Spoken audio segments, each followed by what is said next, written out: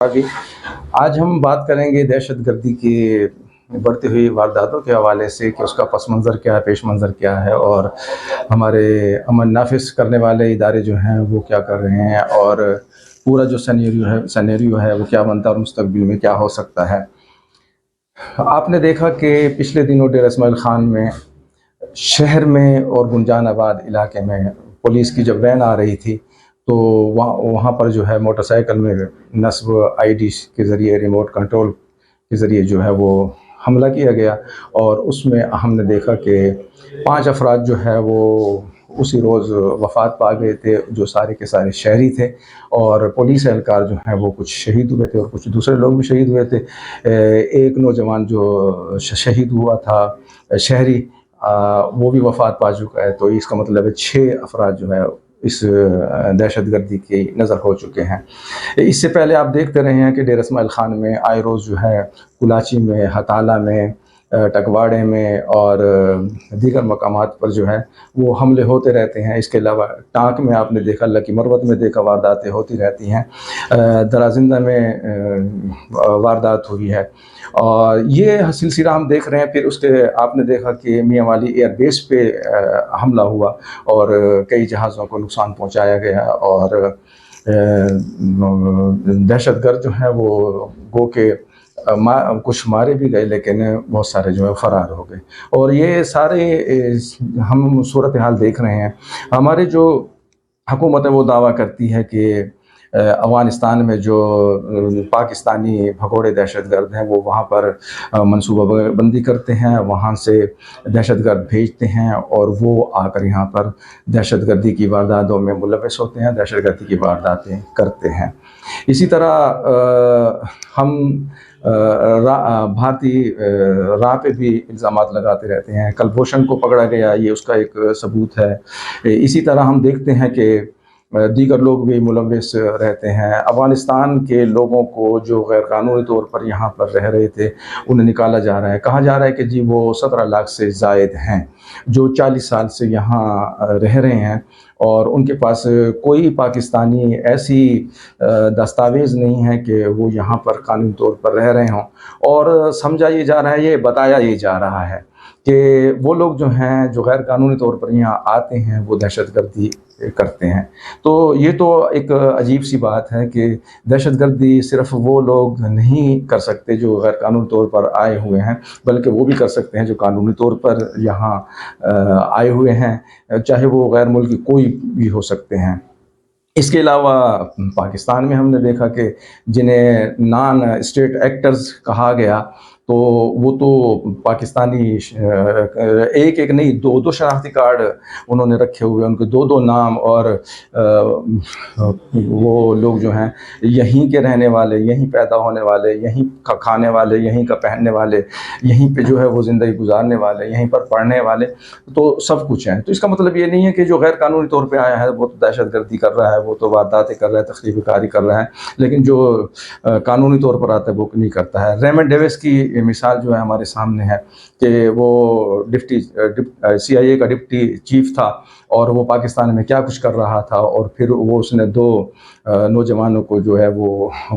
گولی ماری اور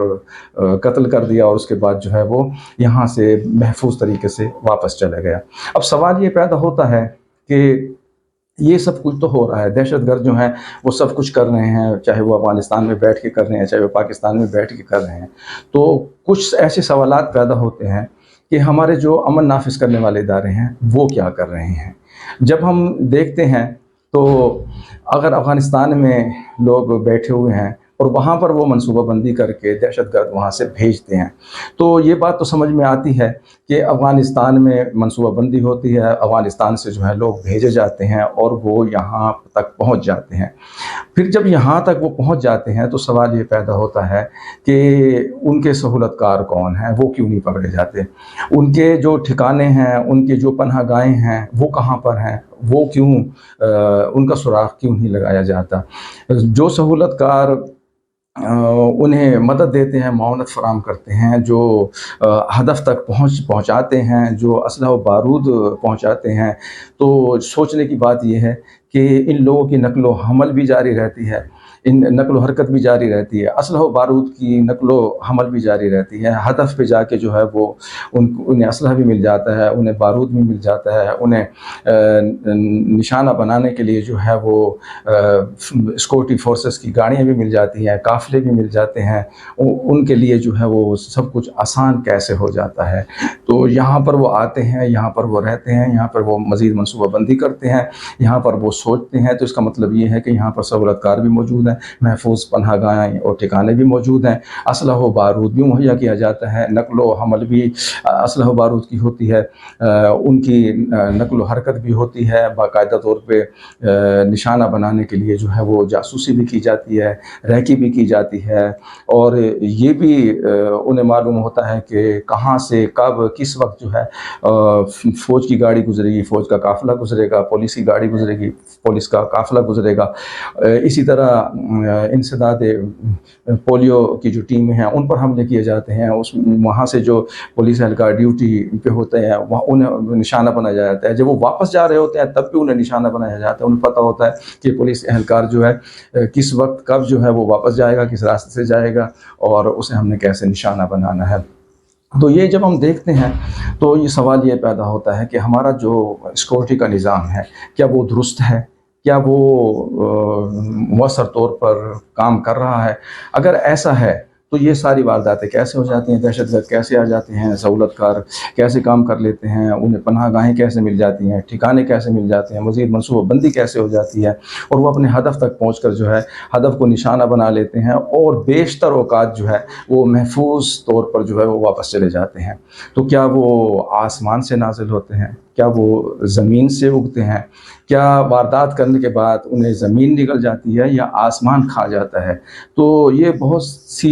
باتیں ہیں، بہت سارے سوالات ہیں۔ تو اسٹیٹ کو جو ہے اپنے سیکورٹی نظام پہ جو ہے وہ نظر ثانی کرنی چاہیے، اپنے سسٹم پہ نظر ثانی کرنی چاہیے، اور دیکھنا چاہیے کہ کہاں کون سا سکم ہے، کہاں کون سی کمزوری ہے، کہ دہشت گرد جو ہیں وہ میاں والی ایئر بیس تک بھی پہنچ جاتے ہیں، ڈیرہ اسماعیل خان میں ایک گنجان آباد علاقے میں، شہر میں، آبادی میں پہنچ کر پولیس کی وین پہ حملہ کر دیتے ہیں، ٹانک اور کلاچی میں اور ہتالے میں تھانوں پہ حملے کیے جاتے ہیں، لکی مروت میں جو ہے وہ تھانوں پہ حملے ہوتے ہیں، قافلوں پہ حملے ہوتے ہیں۔ اسی طرح ہم نے دیکھا بلوچستان میں بھی وارداتیں جاری ہیں اور آئے روز وارداتیں ہوتی رہتی ہیں۔ تو اگر ہم اپنے سیکورٹی نظام پر نظر ثانی نہیں کریں گے، اگر ہم اپنے آپ کو نہیں دیکھیں گے کہ ہم کہاں سے کمزور ہیں، ہم میں کہاں کمزوریاں اور خامیاں پائی جاتی ہیں، اور تو انہیں دور بھی نہیں کریں گے، جب ہم اپنی کمزوریاں اور خامیاں دور نہیں کریں گے، اپنی ناکامیوں کو تسلیم نہیں کریں گے، تو پھر ہم اپنے نظام سیکورٹی کو جو ہے، سلامتی کے نظام کو جو ہے، امن و امان کی کو برقرار رکھنے کے نظام کو جو ہے وہ ہم کبھی بھی درست نہیں کر سکتے، اور ان دہشت گردوں کا اس طرح مقابلہ نہیں کر سکتے جس طرح ہم کرنا چاہتے ہیں، ان کو دہشت گردی کو ختم کرنا چاہتے ہیں۔ ایک وقت تھا جب پاکستان میں دہشت گردی عروج پر پہنچی، پاکستان کے پاس ایک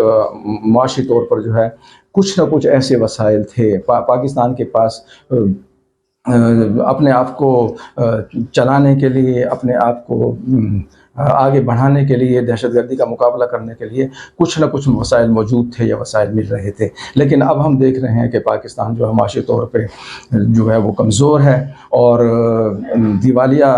پن کا شکار ہو چکا ہے، جبکہ IMF جو ہے کڑی شرائط لگا کر جو ہے ہمیں قرضے دے رہا ہے۔ اس کے ساتھ ہی بیرونی عالمی قوتیں جو ہیں، کبھی ہمیں امریکہ سے امداد ملتی تھی، کبھی ہمیں کسی اور ملک سے امداد ملتی تھی، وہ امداد بھی ہمیں نہیں مل رہی ہے۔ تو اس سارے سینیریو میں ہم دیکھ رہے ہیں کہ پاکستان جو ہے اس دہشت گردی کا مقابلہ ماضی کی طرح جو ہے نہیں کر پائے گا، اور جس طرح دہشت گردی کا عفریت جو ہے وہ سر اٹھا رہا ہے، اور جس طرح دہشت گرد جو ہے دوبارہ پاکستان میں دہشت گردی پھیلانا چاہتے ہیں، تو ہمیں یہ دیکھنا ہوگا کہ ہم کہاں پہ کمزور ہیں اور کہاں ہمارے اندر خامیاں موجود ہیں، کہاں پر کمزوریاں موجود ہیں، کہاں ہمیں اپنے کس وجہ سے کیوں ہمیں ناکامی کا سامنا کرنا پڑ رہا ہے۔ اور سب سے آخر میں ایک بات یہ کہ ہمیں یہ دیکھنا ہوگا کہ سب کچھ اگر ٹھیک ہے تو پھر ہمارے اندر کالی بھیڑیں موجود ہوں گی ضرور، اور وہی کالی بھیڑیں جو ہیں دہشت گردوں کے لیے راستہ فراہم کرتی ہیں، دہشت گردوں کے لیے سہولت کاری کرتی ہیں۔ وہی